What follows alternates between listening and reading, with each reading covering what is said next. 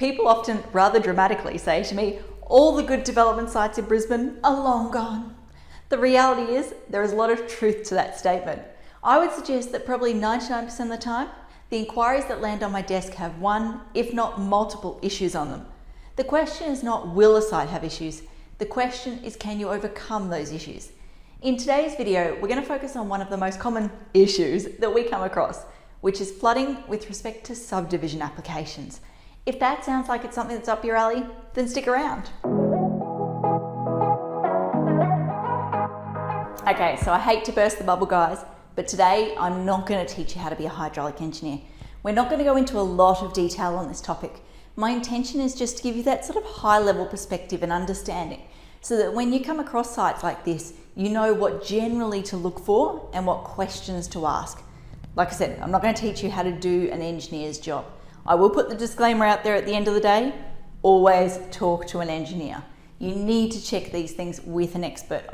Do not for 1 second pretend to be that expert. Okay, so now that I've got the disclaimer out of the way, let's get cracking. First thing I want to cover off is the different types of flooding.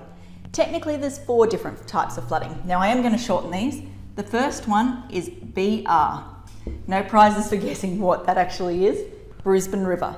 So, as the name suggests, it's flooding that occurs as the Brisbane River breaks its banks and backs up. Now, the second one, let's go C/W. Creek/waterway. Again, it doesn't take a genius to work out what we're talking about here. It's water that floods properties as creeks and waterways break their banks and back up. Now, next we have O, Overland Flow. I like to describe this as kind of rainwater that falls from the sky. Obvious. How else is rainwater going to come? Falls from the sky and goes down crevices and little channels as it works its way down to the creeks and waterways. So it's, water that falls from those high ridges, the hills, the streets, and goes down into the creeks and waterways. Now, the last one, let's go C, coastal hazard.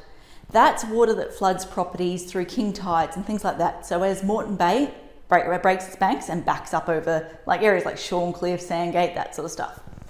Now, if you go back, we previously did a video on how to use and access Brisbane City Council's interactive mapping program. If you want to know how to actually look at all this stuff, go back and watch that video. What you'll see is we talk about how to turn on the different overlays.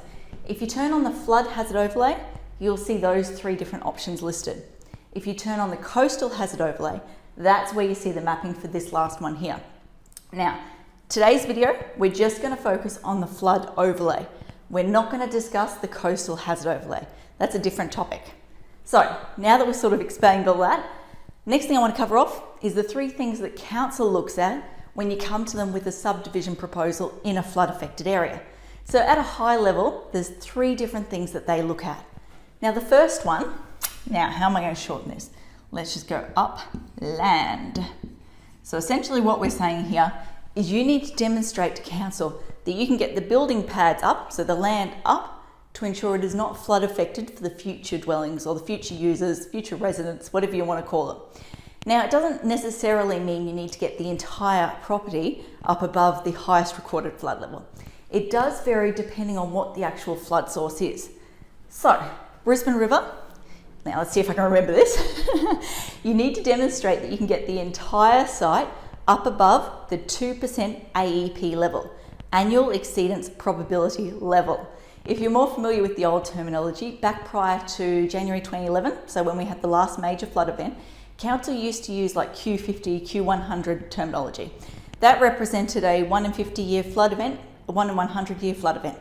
What they realised after all those investigations, and investigation is probably the best word to use, they did after that flood, they realised that using that sort of terminology led to a false sense of security. People thought, 1 in 100, I'm not going to live for 100 years. I'll never see a flood of that scale. I'm sweet. I don't need to worry about any of that stuff. Yeah, unfortunately, that's not always the case. Like 1974, that was a 1 in 100. 2011, that was a 1 in 100. Yeah, we're like 40 something years between the two. That's not 100 years. So what they worked out is if they moved to this AEP sort of terminology, it was going to help manage people's expectations. So previously, you would have said Q50, so 1 in 50 year flood. Now they say 2% AEP. So that means there's a 2% chance that a flood of that scale will occur each and every year. So where was I talking about? Okay, yeah, so that's right. We're talking about Brisbane River. So you need to make sure the entire site is raised to 2% AEP plus 300. 300 mils, 30 centimetres, you get the idea. When it comes to creek waterway flooding, you need to demonstrate that at least 300 square metres of each new allotment is at least 1% AEP plus 300. So 1% AEP level is lower than 2% AEP level. So council's basically saying, yeah, we'll accept a slightly lower level for this one than for this one. You get the idea. So where was I now? I've lost my train of thought. Bugger. I was talking about, yeah, okay. So 300 square metres of each lot. If your lot happens to be less than 300 square metres, then the entire allotment. So say you're in LMR, you can do 260 square metres, lots. That full 260 needs to be up at that level. Now the final one, Overland Flow, you need to again demonstrate that 300 square metres of each allotment, or the full allotment if your allotments are less than 300 square metres, is at 2% AEP plus 300. So again, we go back to that higher level that was applied for the Brisbane River. So that's the first point. Like I said, you need to make sure you can get the land up to ensure that you have a nice dry building pad for the future dwellings. Now, point number 2. Let's shorten that and say push water. Essentially, you need to make sure that when you fill the properties to get the land up, you don't in turn push the water onto the neighbours or push it downstream or push it upstream. Council has a responsibility to make sure that they don't approve developments that adversely impact on other people around them. Now, if you're talking about Brisbane River flooding, the catchment is huge. A little bit of fill on one little site in one little part of Brisbane, yeah, probably won't have a huge amount of impact. However, creek waterway, or more importantly, overland flow, tends to be really narrow channels. Overland flow paths can literally cover one block, or half of one block and half of another block. So the channels might be, let's say, 20 metres wide, even less, it could be 10 metres wide.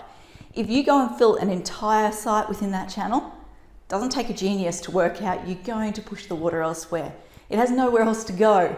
So yeah, when it comes to Brisbane River flooding, at that point, not so much of an issue, pretty easy to comply with. When it comes to overland flow path, that is usually a showstopper for people. Usually we can't demonstrate that you won't impact on the neighbours by filling the properties. Now the final one, let's call that FA, had to think about that for a second, flood-free access. Council technically calls it something like trafficable access, but I prefer flood-free access. It's a bit easier to work with. Now this doesn't mean dry access. What it essentially means is that the water does not exceed a certain level, which is roughly 30 centimetres, and that water does not travel what's the word I'm looking for here?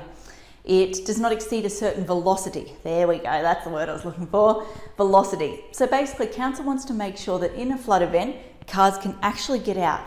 They're not going to be washed away by 2 metres of water. They also want to make sure that as they're exiting, the water's travelling at a slow sort of pace. So again, it's safe for vehicles to exit. If that water is rushing by, the pressure is going to sweep the vehicle away. So if you look at a site, again, if you turn on the interactive mapping and you look at these overlays, of this overlay I should say, and you look up and down the street and you see dark blue at each end of the street, keeping in mind that when it comes to those two categories, you have category 1, 2, 3, 4 and 5. 5 is the sky blue, 1 is the dark blue, 1 is the deep water.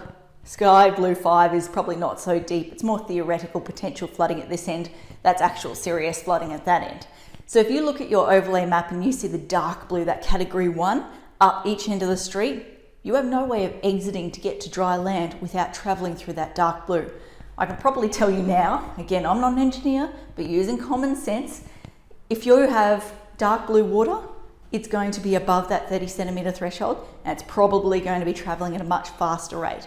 So you're probably not going to be able to demonstrate that you can get vehicles out and up to dry land without being washed away.